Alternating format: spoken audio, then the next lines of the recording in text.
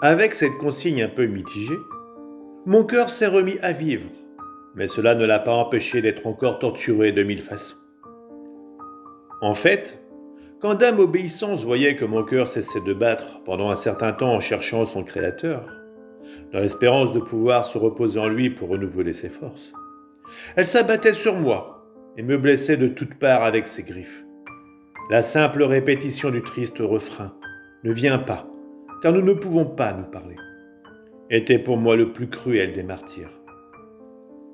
Alors que j'étais dans mon état habituel, mon doux Jésus est venu et je lui ai dit le triste refrain en question.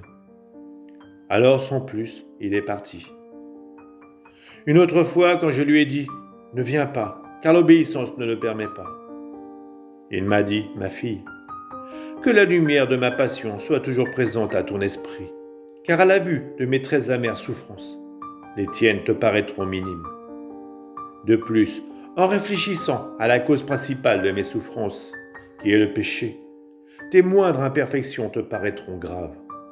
Par contre, si tu ne fixes pas ton regard sur moi, la moindre souffrance te deviendra un fardeau, et tu considéreras tes fautes graves comme sans importance. » Ensuite, il disparut. Après quelque temps, le confesseur est venu, et quand je lui ai demandé si je devais continuer ainsi, il m'a dit non. Tu peux lui dire tout ce que tu veux, et le garder auprès de toi aussi longtemps que tu le désires. Cela m'a libéré en ce sens que je n'avais plus à lutter autant face à la puissante guerrière qu'est l'obéissance. S'il avait poursuivi encore avec la même consigne, il serait vite parvenu à me faire mourir physiquement.